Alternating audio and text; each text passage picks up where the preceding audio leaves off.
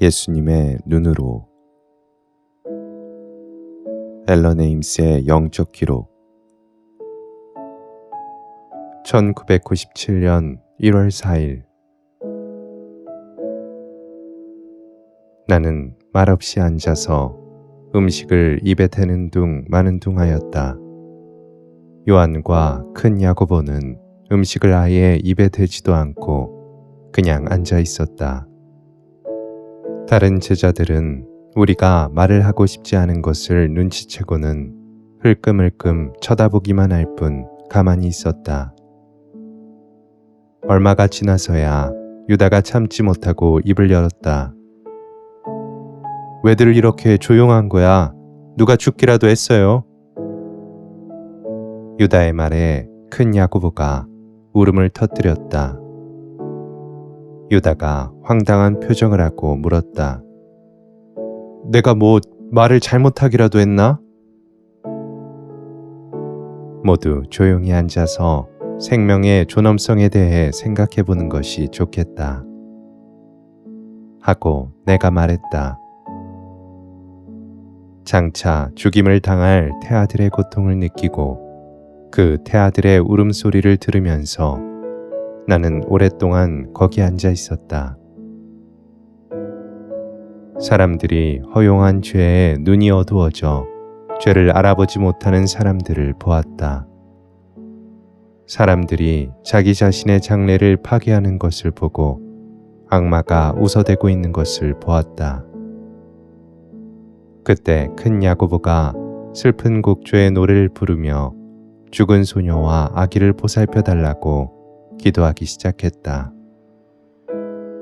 나는 그 소녀와 아기뿐 아니라 그 가정의 사랑을 죽여버린 소녀의 부모와 형제 자매들도 생각했다. 큰 야고보가 노래를 끝냈을 때 내가 무거운 마음으로 제자들에게 입을 열었다. 사람들이 자신의 혈육인 자식들을 잔인하게 다루는 것은 부끄러운 일이다. 어떤 사람들은 자식을 없애버려도 되는 귀찮은 짐으로밖에 보지 않는다. 사람들은 너무나 뻔뻔스럽게 죄를 짓고도 대수롭지 않게 생각한다. 그들은 누구는 살고 누구는 죽어야 한다고 제멋대로 결정하고 있는데 이것은 정말 부끄러운 일이다. 자기를 방어할 수 없는 태아라고 해서 하찮게 여기는 것은 너무나 부끄러운 일이다. 사람들은 얼마나 쉽게 죄를 받아들이는지, 너무나 뻔뻔스럽고 명백하게 죄를 짓고서도 옛날이나 지금이나 그리고 앞으로도 그것을 아무렇지 않게 여길 것이다. 나는 거기 앉아서 내가 태어났을 때 헤로데 왕이 죽인 아이들을 생각했다. 아이들을 전부 죽였다는 보고를 헤로데 왕이 들었을 때 자신이 얼마나 무서운 죄를 지었다는 것을 생각하지 않고 오히려 기뻐하지 않았던가. 그러나 헤로데 왕을 악한 자로 생각하면서도 자기 태아를 죽인 것에 대해 잘못했다고 생각하지 않고 오히려 짐을 덜게 되었다고 기뻐하는 수많은 사람들을 보았다. 죄의 악습이 대를 이어 전해지는 것을 보았다.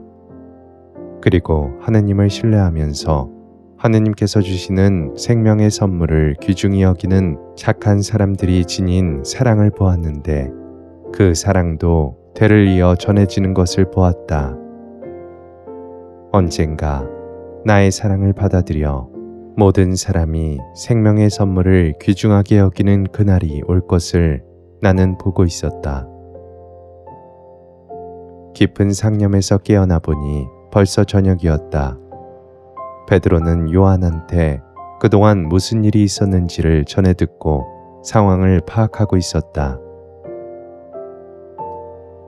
주님, 세상의 모든 가정이 하느님의 사랑으로 힘을 얻도록 오늘 밤에 금식하며 기도를 드리는 것이 어떨까요? 그래, 베드로, 좋은 생각이다. 베드로에게 대답을 하면서 아버지께 기도드릴 생각으로 기분이 조금 나아졌다. 뭐라고? 또 안 먹는다고? 유다는 화가 난 듯 소리를 버럭 질렀다. 여보게, 이번에 하는 금식 기도 역시 좋은 희생이 될 걸세. 하고 베드로가 유다를 위로했다. 안드레아도 거들었다. 유다, 하느님께 희생을 많이 바칠수록 더 큰 보상을 받게 된다는 것을 생각해 보게나. 유다는 안드레아가 한 말에는 관심도 없었고 오직 끼니를 굶어야 한다는 것과 어쩔 수 없이 금식을 해야 한다는 사실에만 주의를 빼앗기고 있었다. 그야 그렇겠지. 슬픈 목소리로 유다가 대답했다. 우리는 모닥불가에 둘러앉아 가끔씩 시편도 노래하면서 밤을 새워 기도드렸다. 기도 한마디 한마디가 내 마음의 기쁨을 차오르게 했다. 마침내 해가 떠오르자 햇살이 어두움을 부수고 내리비쳤다. 그때 아버지께서 말씀하셨다. 네, 아들아. 너는 새벽의 태양처럼 떠올라서 사람들을 애워싸고 있는 어두움을 부술 것이다. 기도가 끝났을 때 마테오가 말했다. 주님, 보셨는지요? 너무나 영광스럽고 아름다운 해돋이였습니다. 그렇구나, 마테오.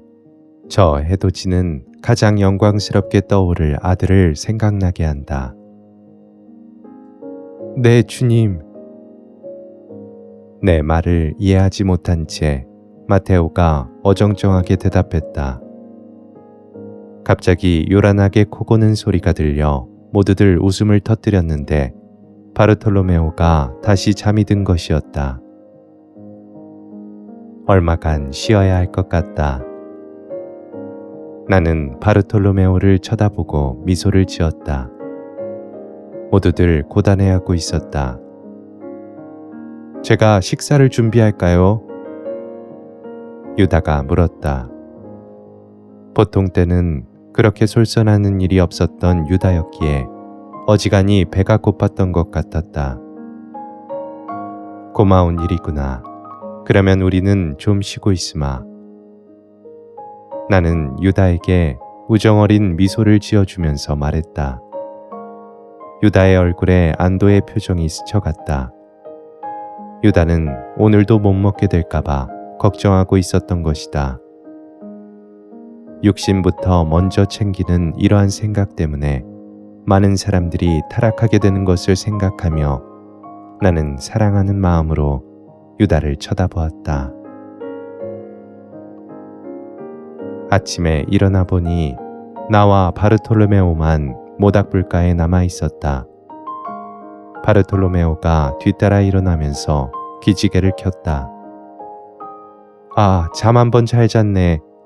그런데 주님, 다른 사람들은 다 어딜 갔습니까? 우리가 찾아봐야겠다. 그들이 어디 있는지 알면서 내가 말했다. 언덕 위로 올라가면서 바르톨로메오가 말했다. 주님, 제가 꿈을 꿨는데 천사들이 주님을 둘러싸고 있었고 천사들의 팔에는 아기들이 안겨져 있었습니다. 천사들과 아기들은 천국에서 지상의 여러 가정을 내려다보며 울고 있었습니다. 눈물이 각 가정 위에 떨어지자 그 가족들이 울기 시작했습니다. 마치 그들 인생에서 무슨 큰 잘못을 저질렀던 것을 깨닫고 우는 것 같았습니다. 그 가정들 중 일부를 악마들이 둘러싸고 있었는데 천사들과 아기들이 흘리는 눈물이 그 가정에 떨어지지 못하도록 덮고 있었습니다. 어떤 사람들은 그 눈물에 젖지 않으려고 악마의 품 안으로 피신하는 것을 보았습니다. 그런데 주님의 어머니께서 아기이신 주님을 품에 안고 계시는 것을 보았습니다. 주님께서는 금색 빛으로 둘러싸였는데 그 빛이 세상을 내리비치고 있었습니다. 그 빛이 악마들에게 비춰지자 악마들은 놀라서 황급히 도망을 갔습니다. 악마들이 도망을 가면서 사람들을 잡아갔는데 잡혀가는 사람들의 손에서 피가 뚝뚝 떨어지면서 어두움 속으로 사라졌습니다. 나머지 사람들은 주님 앞에 엎드려 용서를 빌었는데 주님께서 내가 너희들을 사랑하기 때문에 용서를 베풀어 주노라 하시는 말씀을 들었습니다. 그리고 나서 주님 어머니께서 각 가정의 품에 주님을 안겨주시며 너희 아이들한테서 내 아들 예수를 보아라 하고 말씀하셨습니다. 이렇게 꿈이 끝났는데 이 꿈이 무엇을 의미하는지 모르겠습니다. 네가 꾼 꿈은 생명 자체에 대한 꿈이었다. 그 꿈은 많은 사람들이 생명의 고귀함을 깨닫지 못하고 생명을 하잘것없는 것으로 생각하도록 유인하는 악마에 의해 눈이 멀어 있다는 것을 보여준 것이다. 생명을 하잘것없는 것으로 생각하도록 유인하는 악마에 의해 눈이 멀어 있다는 것을 보여준 것이다. 언젠가 모든 사람들이 생명의 존엄성을 알 날이 올 것인데 많은 사람들이 생명에 대해 범한 죄를 후회하게 될 것이라는 뜻이다. 그리고 어떤 사람들은 생명에 관한 진리를 받아들이지 않고 거부할 것이며 진리를 피하기 위해 죄악 속으로 더 깊이 빠져들어갈 것이라는 뜻이다. 너의 꿈은 죄가 죄인들을 어디로 끌고 가는지를 잘 보여주고 있는 것이다. 그리고 너의 꿈이 알려주고 있는 또 하나의 사실은 모든 사람이 창조되는 그 순간부터 내가 그 사람의 가슴 속에 있다는 것과 너희는 사람을 대할 때마다 내가 그 사람을 사랑하여 항상 그와 같이 있다는 것을 알아야 한다는 것이다. 그래서 너희가 각 사람을 대하는 것이 바로 나를 대하는 것과 같다는 것을 알려주고 있다. 그리고 잘못을 알고 용서를 비는 사람들을 내가 용서해 준다는 것도 알려주고 있다. 어머니께서 모든 사람들에게 나를 받아들이고 나의 가정 안에서 하나가 되라고 말씀하고 계신다는 것도 알려주고 있다. 나는 바르톨로메오에게 꿈에 대해 자세하게 설명해 주었다.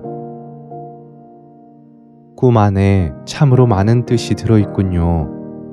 때로는 이해하기 어려울 때가 있습니다. 바르톨로메오가 솔직하게 고백했다. 그 꿈을 이해하게 해달라고 하느님께 기도하면 이해할 수 있게 해주실 것이다. 기도하겠습니다, 주님. 기도하겠습니다. 내가 설명한 꿈의 뜻을 미처 다 이해하지 못하고 바르톨로메오가 대답했다. 우리는 그 어린 엄마와 아기가 묻혀 있는 곳에 도착했다. 베드로가 무덤에서 기도를 선창하며 제자들과 함께 기도하고 있었다. 유다를 포함해 모두가 슬픈 표정이었다. 나를 보자 제자들이 기도를 멈추었는데 유다가 나서며 물었다. 도대체 왜 이런 일이 일어나야 하는 겁니까? 사람들이 이렇게 무서운 일이 일어나게 하는 죄를 받아들이기 때문이다. 주님, 그 소녀는 아직 어린데 가족들이 어떻게 그럴 수가 있습니까? 자기 딸이고 자기 동생인데 말입니다. 큰 야고보는 전날 보고 들은 것을 생각하며 슬프게 울었다. 눈이 멀어서 보지를 못하기 때문이다. 내가 대답했다. 유다는 무덤 주위에 작은 돌들을 갖다 놓고 야생꽃들을 꺾어와서 돌 위에 놓으며 말했다. 저 애가 이곳에서 너무 외로울 것 같습니다. 그 소녀는 더 이상 혼자가 아니다. 아기랑 함께 있고 언젠가는 나와 함께 있게 될 것이다. 이 두 아이들이 아버지의 집으로 돌아간 것을 축하하자. 하면서 나는 하늘에 계시는 아버지의 영광에 대한 시편을 노래하기 시작했다. 얼마 후 우리는 야영지로 돌아가기 위해 그곳을 떠났는데 유다는 그대로 남아 있었다. 유다야, 너는 안 돌아갈 테냐? 유다가 어떤 대답을 할지 알면서도 내가 물었다. 예, 주님. 저는 여기 조금 더 있으면서 그 아이들을 위해 기도하고 싶습니다. 유다의 눈에 눈물이 고여 있었다. 이렇게 어린 아이들한테 그런 일이 일어나서는 정말 안 되는 일이었습니다. 알고 있다. 유다, 너는 여기서 더 있고 싶은 만큼 오래 있다가 오거라. 나는 평소에는 숨겨져 있어서 볼 수 없었던 사랑을 유다의 가슴에서 보았다. 우리는 침묵 가운데 언덕을 내려오면서 심하게 흐느끼는 유다의 울음소리를 들을 수 있었다. 유다가 왜 저렇게 괴로워합니까? 그 사람답지 않은데요. 시몬이 궁금해하며 물었다. 다른 사람들과 마찬가지로 유다도 사랑을 하고 싶어 한다. 오늘 유다는 사랑을 하고 있는 것이다. 나는 유다가 내 어머니를 얼마나 사랑했으며 자기 어머니를 얼마나 사랑했는지를 생각했다. 유다의 가슴 속에는 모든 어머니들을 위한 자리가 있었지만 안타깝게도 그 가슴 속에 교만도 함께 자리 잡고 있었다. 저녁 늦게 유다가 돌아왔을 때는 대부분의 제자들이 잠들어 있었다. 괜찮니, 유다야? 다정하게 내가 물었다. 네, 주님. 이젠 다 나았습니다. 제가 주님을 곤란하게 했다면 죄송합니다. 나를 곤란하게 하다니. 네가 보여준 사랑은 나에게 큰 기쁨을 주었다. 아, 그랬나요? 하면서 유다는 먹을 것을 가지러 갔다. 유다가 쪼그리고 앉아서 혼자 먹고 있는 모습이 무척이나 쓸쓸하고 의기소침해 보여서 내 마음이 아팠다. 그때까지 자지 않고 있던 베드로가 유다 곁으로 가서 말을 붙였다. 나하고 이야기나 좀 하세. 유다는 슬픔이 가득한 눈으로 베드로를 쳐다보며 지친 듯 입을 열었다. 아무것도 할 이야기가 없네. 베드로는 침묵을 지키며 유다 곁에 오랫동안 앉아 있었다. 그런 베드로의 모습은 내가 여기 있으니 언제든지 이야기하고 싶으면 하게나 하고 무언으로 말해주고 있었다. 주변 가득 사랑을 느끼며 나는 평화롭게 잠을 잘 수 있었다. 다음 날 아침에 깨어나 보니 베드로와 유다는 전날 밤에 둘이 앉아있던 그 자리에서 자고 있었다. 유다는 아기처럼 자기 담요와 베드로의 담요를 혼자서 돌돌 말아 감은 채 자고 있었고 베드로는 아무것도 덮지 않은 채 자고 있었다. 베드로에게서 남을 사랑하는 마음이 자라고 있는 것을 보았고 외롭고 고독한 사람에게 친구가 되어주고 싶어하는 사랑의 반석, 신앙의 반석, 그리고 나의 신임을 받을 그 반석을 보았다. 성질이 급한 어부가 온 세상의 신앙을 보여주고 하느님께 의탁하는 것을 보여주는 사랑의 반석인 베드로가 되어가고 있었던 것이다. 우리는 12사도를 제외한 제자들이 먼저 가서 기다리고 있는 동네로 갔다. 그들은 호수 가까운 곳에서 야영을 하고 있었는데 우리가 도착했을 때 몇몇은 물속에서 더위를 식히고 있었다. 제자들은 우리에게 달려와서 이틀 동안 우리가 어떻게 지냈는지 물었다. 그리고 얼마나 많은 사람들이 그들을 찾아왔으며 그들 가운데 어떤 병자들은 치유했고 어떤 병자들은 치유를 할 수 없었는지에 대해 이야기했다. 제자들은 왜 모든 병자들을 치유할 수 없었는지 이상하게 생각하고 있었다. 너희들이 조금이라도 의심을 한 적이 있느냐? 하고 내가 물었다. 많은 제자들이 고개를 떨구고 작은 소리로 대답했다. 네, 어떤 때는. 그것이 바로 치유를 못한 원인 가운데 하나이다. 너희가 품는 의심은 너희와 나 사이에 장막이 된다. 그러나 어떤 때는 하느님께서 치유를 원치 않으실 때도 있다. 하느님께서 보실 때 마음이 순결하고 병 때문에 큰 지장을 받지 않는 사람을 치유함으로써 그 순결한 마음이 변하게 될 것을 아시는 경우이다. 그리고 어떤 사람들은 그들의 병으로 인해 하느님과 더 가까워지게 되는 경우도 있다. 또 하느님께서 환자의 병을 그대로 남겨둠으로써 그 병이 다른 사람들에게 사랑과 자비를 베풀 수 있는 기회가 되게 하시고 그것을 통해 하느님께 가까이 올 수 있게 하신다. 병은 하느님께서 사람들에게 주시는 은혜가 될 수 있으며 사랑으로 나아갈 수도 있게 해준다.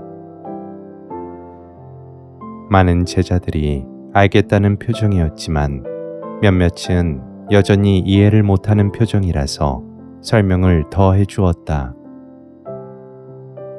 너희들은 내 이름으로 치유를 할 때 성공을 할 것인지 혹은 실패를 할 것인지에 대해서 염려를 하지 말아라. 모든 것을 나에게 맡기기만 하면 너희들이 내 이름을 부를 때마다 내가 그 사람들을 생각한다는 것을 알아라. 그것이 너희가 다른 사람들을 위해 할 수 있는 가장 중요한 일이다.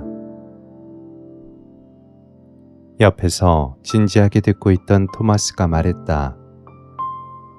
우리 마음에서 의심을 드러내 주시도록 기도하자. 토마스의 말은 나를 기쁘게 했다. 기도를 하면서 우리는 일치를 이루었고 제자들의 사랑 속에서 나는 기쁨을 느꼈다. 우리가 기도를 끝냈을 즈음에 군중이 몰려와서 웅성거렸다. 여기 계신다. 예수님이시다. 군중은 점점 더 불어나 호수가 기슭은 발을 디딜 자리가 없게 되었다. 내가 작은 배를 가리키며 베드로에게 말했다. 내가 저 배에 올라갈 수 있는지 물어보아라. 줄에 메어진 작은 배가 호수에 떠 있었는데 어부 한 사람이 배 안에 앉아서 생선을 씻고 있었다. 잠시 후에 베드로가 돌아와서 말했다. 생선 냄새를 마다하지 않으신다면 괜찮다고 했습니다. 저는 생선 냄새가 오히려 좋거든요. 베드로는 고기잡이 하던 시절의 추억을 되새기고 있는 것 같았다. 나는 배로 가서 어부에게 인사를 했다. 고맙소. 오래 있진 않겠소. 얼마든지 계셔도 괜찮습니다. 저는 일을 다 끝냈으니 마음대로 배를 쓰십시오. 그는 대부분의 어부들이 그런 것처럼 친근하고 진실하게 말했다. 배에서 내리려고 하는 어부를 만류하며 내가 말했다. 원한다면 여기 같이 있어도 됩니다. 저도 여기 있겠습니다. 그렇지만 호숫가로 가서 다른 사람들과 같이 있겠습니다.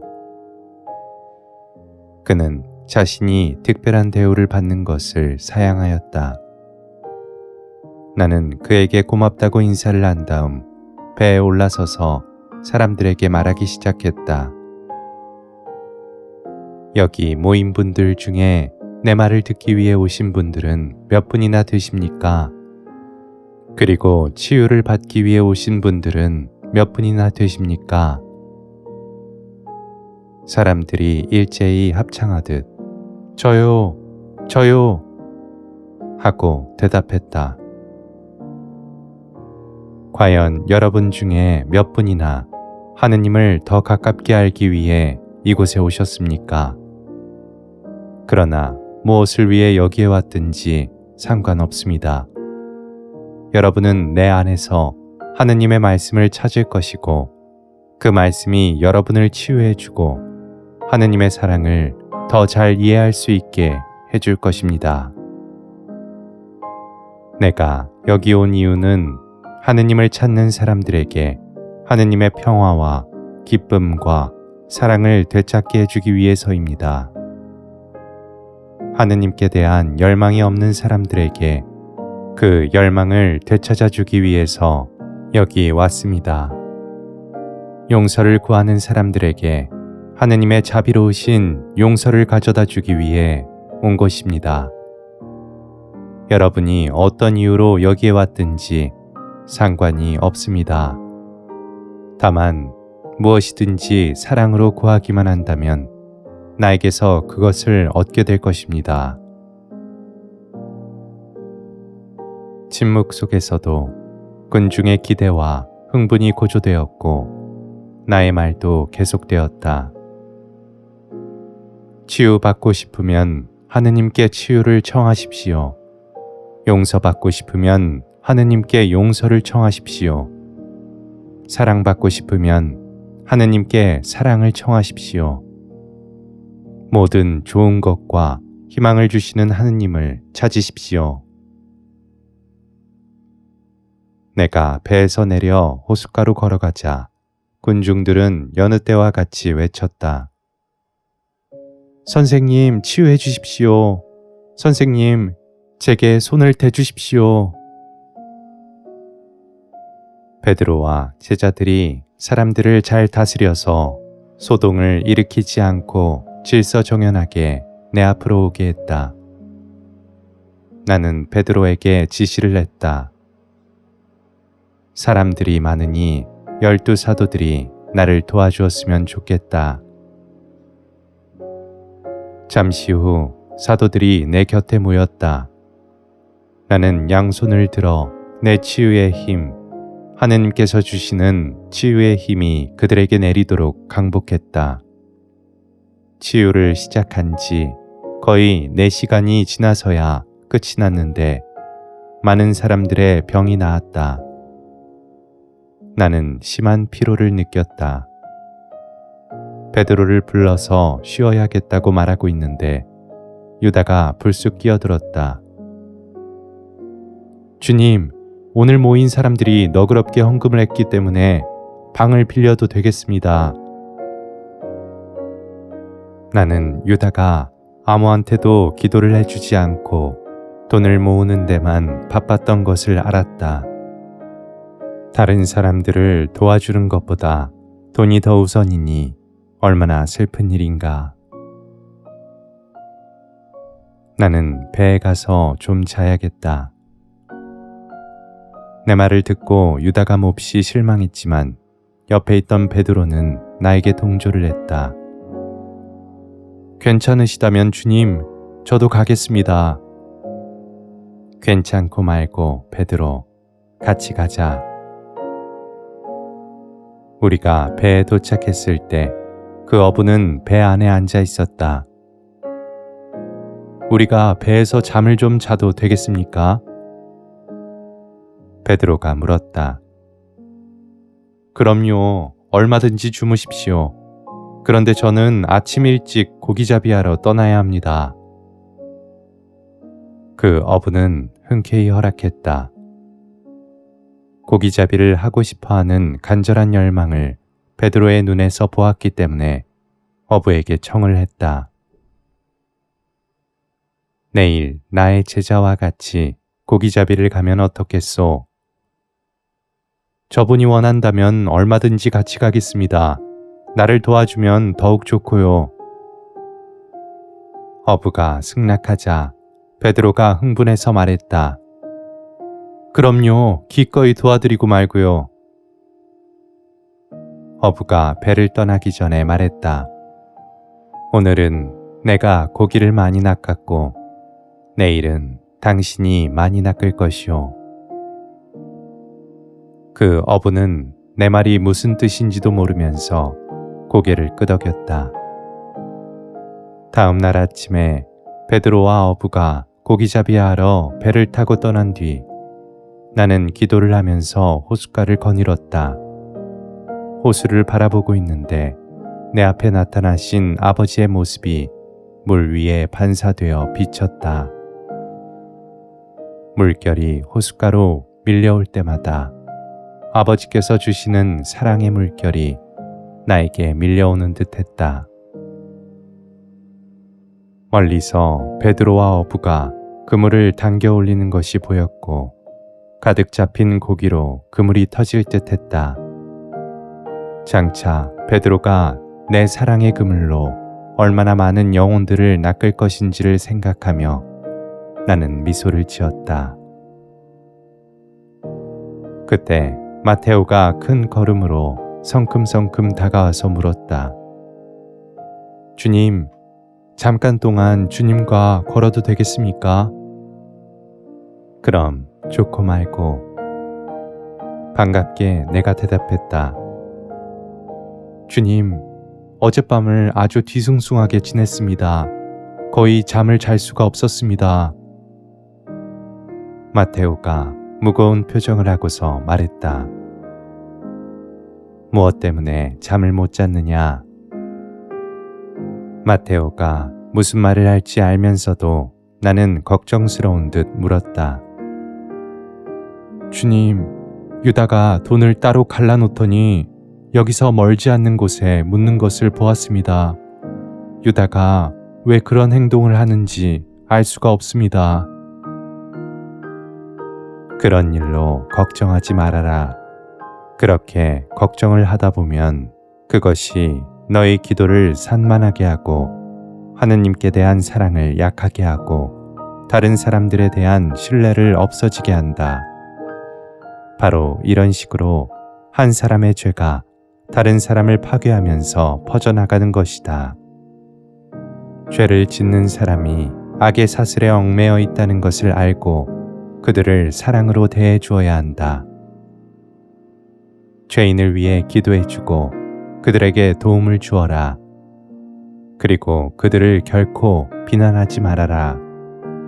그렇게 하면 죄가 너를 얽매지 못할 것이고 하느님 안에서의 너의 생활을 방해하지 못한다는 것을 알게 될 것이다. 맞습니다, 주님. 그 일이 제 마음을 얼마나 산만하게 하고 분노와 비난하는 마음을 일으켰는지 모릅니다. 그렇지만 남의 나쁜 행동을 보면서도 분노와 비난하는 마음을 안 가지는 것은 어려운 일입니다. 남이 나쁘게 행동한다고 해서 너도 똑같이 행동해도 되는 것은 아니다. 그것은 악마의 함정이다. 사랑하고 용서해주고 이해해 주어라. 그리고 그 사람이 자기 죄를 알고 그 죄를 극복할 수 있도록 도와주어야 한다. 온갖 방법을 다해서라도 도와주어야 한다. 그러나 그 사람이 계속해서 죄를 짓고 통회할 기미도 보이지 않으면 어떻게 합니까? 온갖 방법을 다해서 유다를 도와주었지만 소용이 없었던 것을 생각하며 마테오가 물었다. 그래도 그에게 등을 돌리지 말고 그가 짓는 죄에만 등을 돌려라. 그들도 너와 똑같이 하느님의 자녀임을 기억하고 계속해서 도와주도록 하여라. 하지만 어떤 사람은 끝내 듣지를 않습니다. 그것은 그들이 자유로 선택하는 것이다. 네가 그들을 도와주거나 도와주지 않거나 하는 것이 너의 자유인 것처럼 말이다. 그들이 옳지 않은 것을 선택한다고 해서 너도 옳지 않은 것을 선택해야 하겠느냐? 네가 계속해서 옳게 행동한다면 언젠가 그 사람이 너의 행동을 의식하고 변할 수도 있을 것이다. 그러나 하느님께서 그 사람을 변화시켜 주시기를 기도하면서 그에게 계속해서 사랑과 용서를 베푸느냐 마느냐 하는 것은 너에게 달려 있는 것이다. 주님, 그것은 아주 힘든 일입니다. 마테오가 한숨을 내쉬며 말했다. 나의 길은 쉬운 길이 아니다. 그러나 오직 그 길만이 천국으로 가는 길임을 명심하여라. 우리는 한동안 아무 말 없이 걸었는데 마테오가 다시 물었다. 그 사람이 변하지 않으면 어떻게 되는 것입니까? 그렇다면 그는 스스로 죄의 대가인 죽음을 선택한 것이다.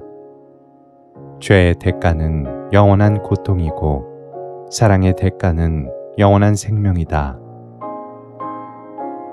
그때 나는 죄 속에 살면서 통회하지 않고 사랑과 용서를 받아들이지 않는 사람들이 받아야 할 고통을 보았다. 그리고 죄를 지었으나 통회하고 용서를 구하여 천국에서 영원한 생명을 즐기는 사람들도 보았다. 내가 마테오에게 말했다. 항상 사랑하고 용서하여라. 그리고 항상 다른 사람들을 도와주어라. 그렇게 하면 영혼들을 영원한 고통에서 구해줄 수가 있을 것이다. 얼마 후에 베드로가 어부와 함께 돌아왔다. 배가 호숫가에 닿기도 전에 배에서 뛰어내린 어부가 나에게 달려왔다. 어부는 몹시 흥분해 있었다. 이렇게 고기를 많이 잡아본 적은 한 번도 없었습니다. 오늘 제가 고기를 많이 낚을 것이라고 하신 말씀이 맞았습니다. 어떻게 그걸 아셨습니까? 그냥 알았어. 그를 향해 웃으면서 말했다. 주님, 고기잡이가 정말 재미있었습니다. 뒤따라온 베드로도 무척 즐거워 보였다. 어부는 자기 배로 가서 고기를 한 들통 가득히 들고 와서 나에게 권했다. 여기 이것을 받으십시오. 맛있는 식사가 될 것입니다. 그리고는 베드로와 함께 배로 가서 고기를 들통에 담기 시작했다. 베드로가 즐거워하는 것을 보니 기뻤다. 그리고 어부가 베드로와 함께 즐겁게 일하는 것을 보니 더욱 기뻤다. 큰 야고보와 요한이 와서 들통을 받으며 말했다. 무겁습니다. 저희가 들겠습니다, 주님.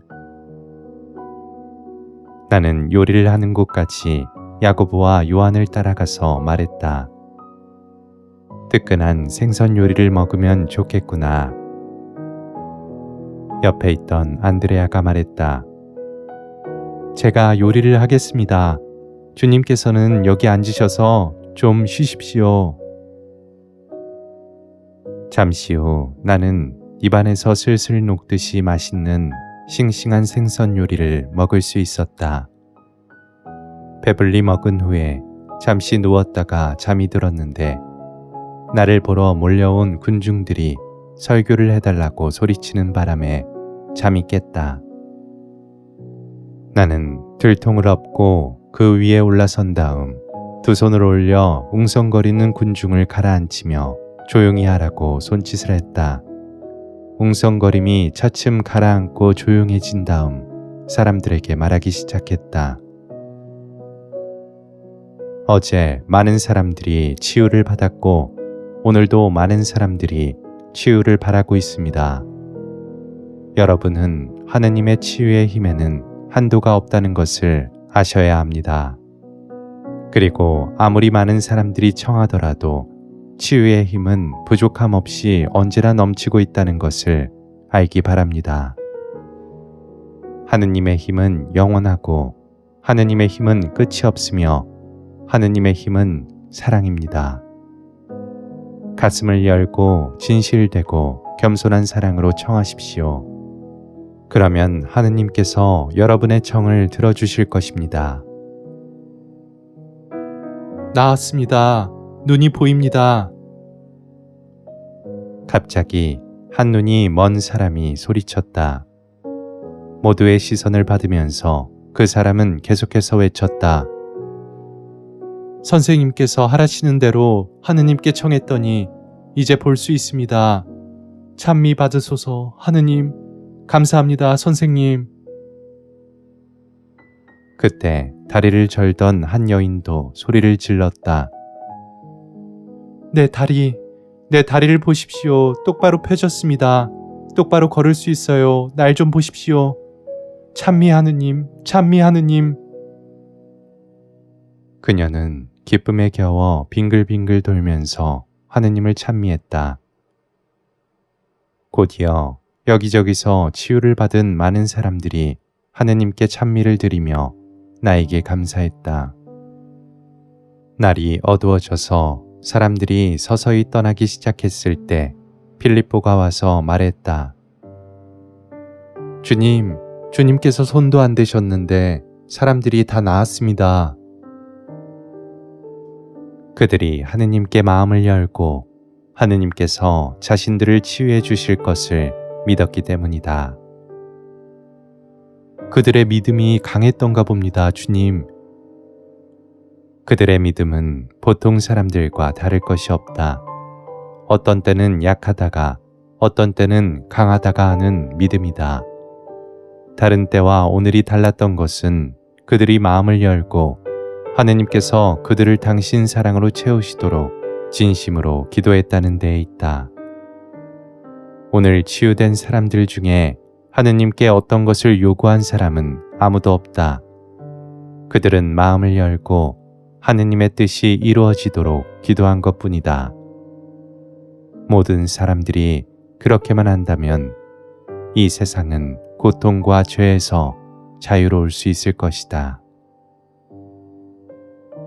내 말을 듣고 필립보는 고개를 끄덕이며 혼자 생각에 빠져들었다. 피곤하지 않으십니까, 주님? 베드로와 큰 야고보가 곁으로 와서 물었다. 피곤하지 않다. 회당에 잠깐 들렸으면 좋겠구나. 나는 제자 셋과 함께 기도하러 회당으로 갔고 나머지 제자들은 저녁 식사를 준비했다.